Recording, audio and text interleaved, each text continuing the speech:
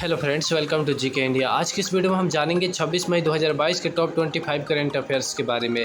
जैसा कि आप स्क्रीन पर देख रहे हैं, किसके प्रमुख के रूप में दूसरे कार्यकाल के लिए डॉक्टर टेड्रोस अधानोम घेब्रेयेसस चुने गए हैं। जी हाँ, किस अंतर्राष्ट्रीय संगठन के प्रमुख के रूप में, यहाँ पे कहने का मतलब हुआ किस अंतर्राष्ट्रीय संगठन के प्रमुख के रूप में दूसरे कार्यकाल अर्थात लगातार दूसरी बार कार्यकाल के लिए डॉक्टर टेड्रोस अधानोम घेब्रेयेसस चुने गए हैं।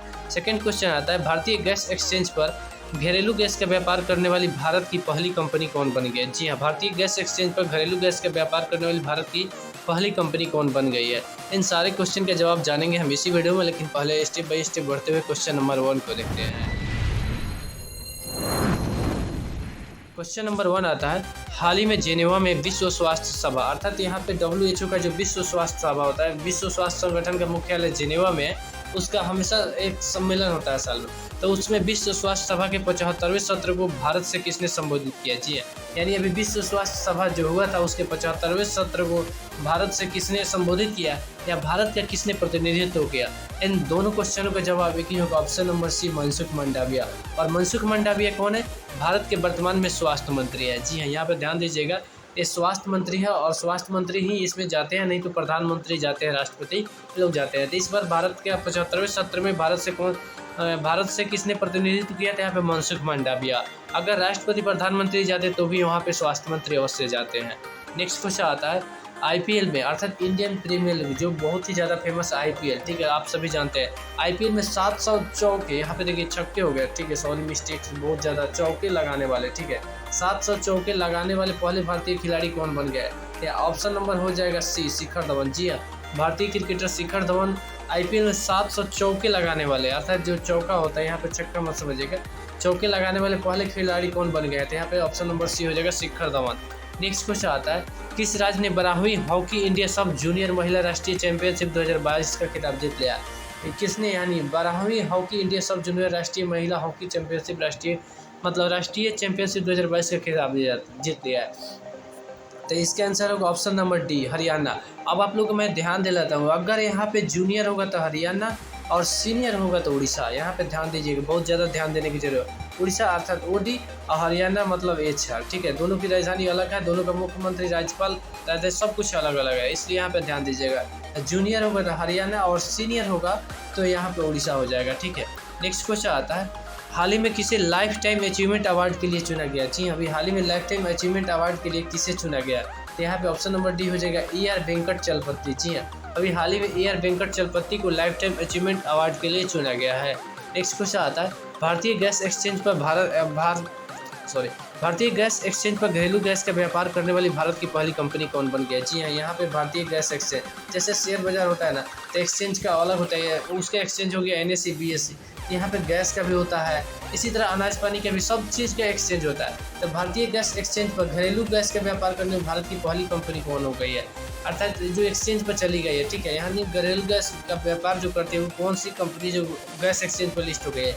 यहाँ ऑप्शन नंबर ए होगा, ONGC, oil and natural gas corporation limited, ठीक है, इसे तेल एवं प्राकृतिक गैस निगम कहते हैं हिंदी में। नेक्स्ट क्वेश्चन आता है, हाल ही में किस राज्य ने संभव पोर्टल लॉन्च किया? जी हाँ, अभी हाल ही में किस राज्य सरकार ने संभव पोर्टल लॉन्च किया? तो यहाँ पे हो जाएगा ऑप्शन नंबर सी, उत्तर प्रदेश। जी हाँ, उत्तर प्रदेश सरकार ने, अर्थात यहाँ की उत्तर प्रदेश की योगी सरकार ने, वर्तमान में उत्तर प्रदेश के मुख्यमंत्री कौन है? योगी आदित्यनाथ है, राज्यपाल आनंदीबेन पटेल और राजधानी लखनऊ है। तो अर्थात यहाँ पे वर्तमान में योगी सरकार ने, अर्थात उत्तर प्रदेश सरकार ने यहाँ पे संभव पोर्टल नाम का एक नया वेबसाइट लॉन्च किया है। नेक्स्ट क्वेश्चन आता है, हाल ही में टोक्यो में निवेश प्रोत्साहन समझौते पर भारत और किस देश ने हस्ताक्षर किए? अब सबसे पहले समझिए टोक्यो कहाँ है। तो टोक्यो एक जापान की राजधानी है, ठीक है, और जापान का सबसे बड़ा शहर भी है टोक्यो।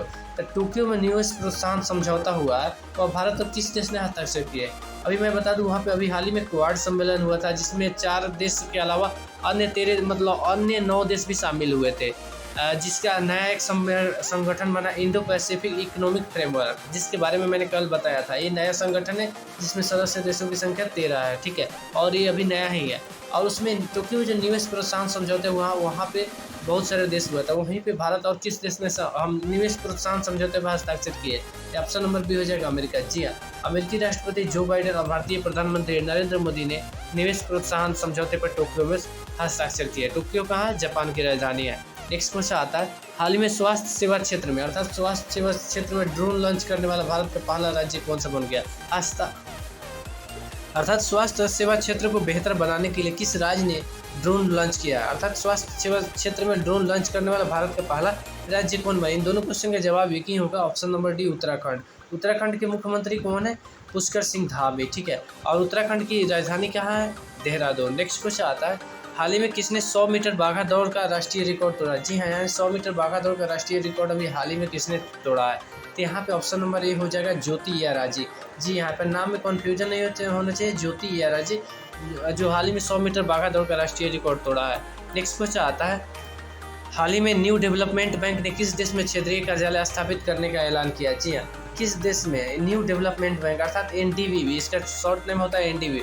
वैसे तो इसका आंसर चीन होगा, लेकिन इसका भारत के गिफ्ट सिटी अर्थात गुजरात में भी इसका अभी हाल ही में क्षेत्रीय कार्यालय खुला है। लेकिन यहाँ पे देश का अगर कहा जाए तो यहाँ पे वर्तमान में चीन में खुला है। इससे पहले यहाँ पे भारत के गिफ्ट सिटी अर्थात गुजरात में खुल गया है।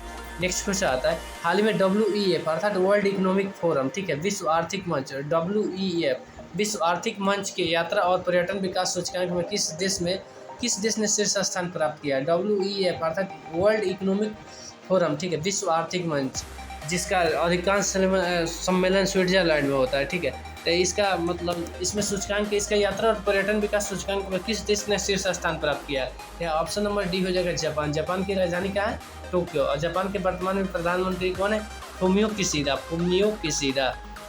बहुत जगह आप लोगों को पुराने प्रधानमंत्री के नाम ना रहे थे मिलेगा, लेकिन उन लोगों का नाम आप लोगों को भूल जाना है क्योंकि वो बदल चुका है। नेक्स्ट क्वेश्चन आता है, गैर स्वशासित क्षेत्रों के लोगों के साथ एकजुटता का अंतर्राष्ट्रीय सप्ताह कब मनाया जाता है? जी हाँ, गैर स्वशासी अर्थात जो स्वशासन से, जैसे इसमें समझिए ज़्यादातर आदिवासी हो गया, या जैसे भारत के अंडमान निकोबार द्वीप समूह है, वहाँ पे बहुत सारे ऐसे आदिवासी हैं जहाँ पे अभी वर्तमान मानव के साथ उनका मेल मिलाप नहीं है, अर्थात उनके द्वीप पर जाने पर सीधे हमला बोल देते हैं और वहाँ से अभी लगाव नहीं है। तो वैसे गैर स्वास्थ्य क्षेत्रों के लोगों के साथ एकजुटता दिखाने के लिए अंतर्राष्ट्रीय सप्ताह कब मनाया जाता है? यहाँ पर ऑप्शन नंबर डी हो जाएगा 25 से 31 मई को हर साल गैर स्वास्थ्य क्षेत्रों के लोगों के साथ एकजुटता दिखाने के लिए अंतर्राष्ट्रीय सप्ताह मनाया जाता है। नेक्स्ट क्वेश्चन आता है, विश्व थायराइड जागरूकता दिवस कब मनाया जाता है? जी हाँ, विश्व थायराइड जागरूकता दिवस कब मनाया जाता है? यहाँ ऑप्शन नंबर बी हो जाएगा 25 मई। जी हाँ, हर साल 25 मई को विश्व थायराइड जागरूकता दिवस मनाया जाता है।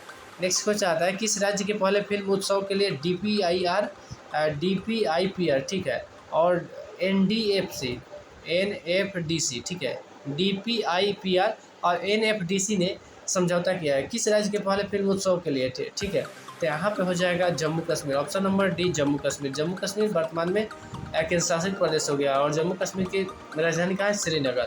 जम्मू कश्मीर के वर्तमान में उपराज्यपाल कौन है? मनोज सिन्हा।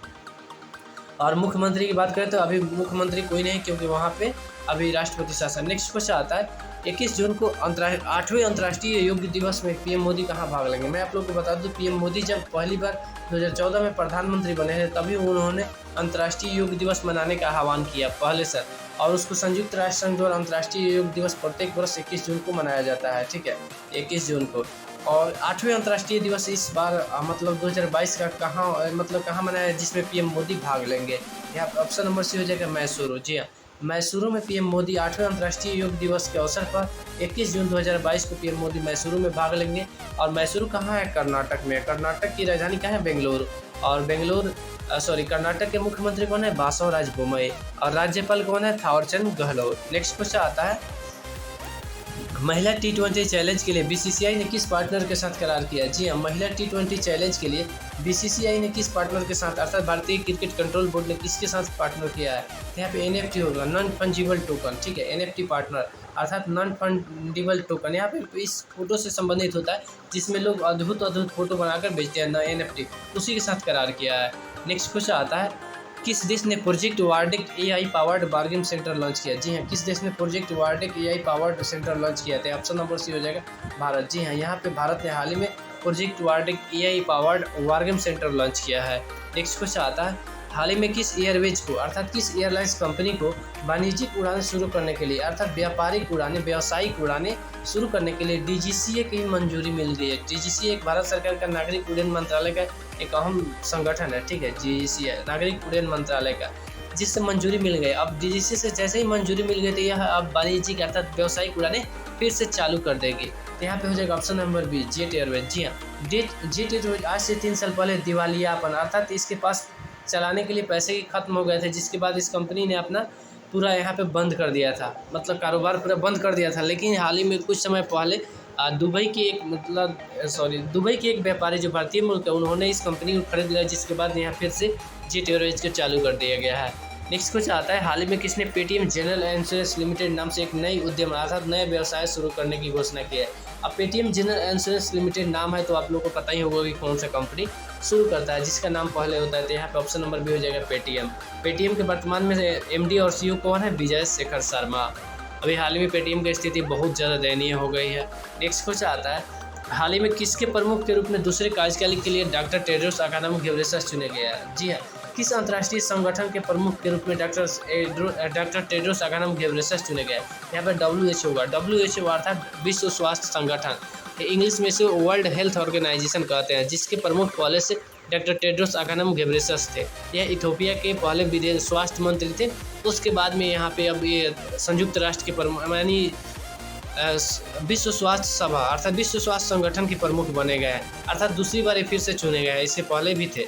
नेक्स्ट कुछ आता है, किसके सदस्य देशों ने हिंद प्रशांत क्षेत्र में अर्थात इंडो पैसिफिक क्षेत्र में निवेश के लिए $50 अरब आवंटित करने का घोषणा किया? मैं बता दूं, हिंद प्रशांत क्षेत्र में एक अभी हाल ही में जैसे मैंने बताया था कुछ समय पहले एक नया संगठन बनाया जिसका नाम है इंडो पैसिफिक इकोनॉमिक फ्रेमवर्क अर्थात हिंद प्रशांत आर्थिक ढांचा। इसका हिंदी में नाम हुआ हिंद प्रशांत आर्थिक ढांचा, जिसका जो गठन हुआ है उसी क्षेत्र के लिए यहाँ $50 अरब आवंटित करने की घोषणा किया है। अर्थात किसके सदस्य देशों ने? यहाँ पे ऑप्शन नंबर हो जाएगा क्वाड। ठीक है, क्वाड एक 4 देशों का अंतर्राष्ट्रीय संगठन है जो बहुत ही अहम मानी जा रही है दुनिया में, और इसके सदस्य हैं भारत, अमेरिका, जापान और ऑस्ट्रेलिया। मात्र 4 सदस्य हैं। इसके सदस्यों की संख्या आने वाले समय में बढ़ भी सकती है, तो यहाँ पे क्वाड हो जाएगा। नेक्स्ट कुछ आता है, हाल ही में किस कंपनी ने अपने नए लोगो जारी किया? जी हाँ, अगर आप देखते होंगे पहचान के लिए तो हर कंपनी का एक छोटा सा लोगो होता है, जैसे यूट्यूब चैनल का लोगो हो गया, इसी तरह का बहुत बड़ी बड़ी कंपनी सब कंपनी का लोगो होता है जो अलग एक्स्ट्रा पहचान, जिसको देखते ही आप पहचान जाते हैं कि जैसे मारुति सुजुकी का हो, ठीक है, तो उसको देखते ही पहचान जाते हैं, इस टाइप में रहता है, जिसको देखते ही पहचान में आ जाता है कि यह मारुति सुजुकी का गाड़ी है।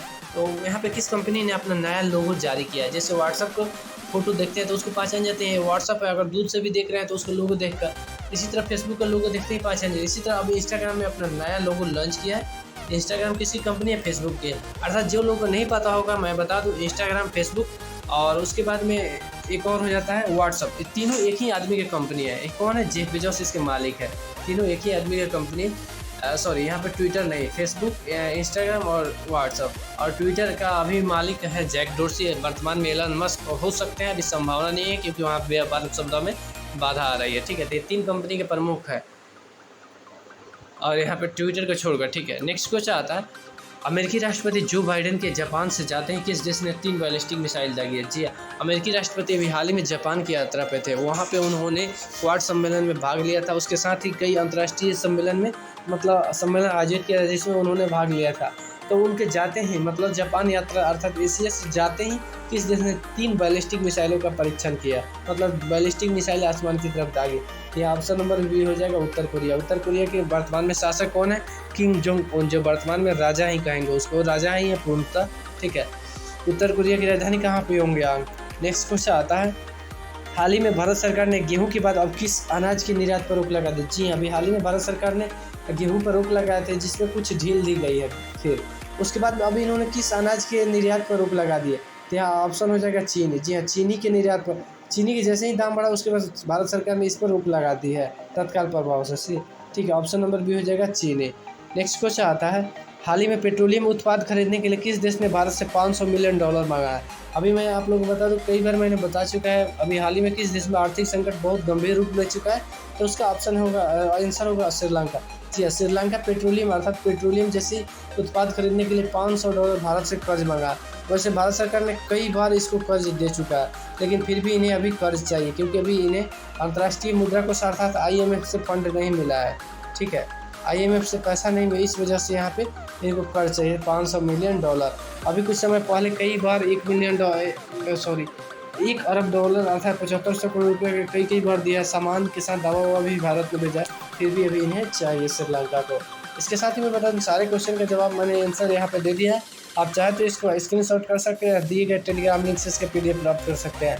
आशा करते हैं आप सभी को वीडियो पसंद आया होगा और ऐसे वीडियो के लिए प्लीज़ चैनल को सब्सक्राइब कीजिए, लाइक कीजिए और शेयर करना बिल्कुल ना भूलें। तब तक मिलते हैं फिर किसी ऐसे ही नए इंटरेस्टिंग और धमाकेदार वीडियो के साथ। जय हिंद, वंदे मातरम।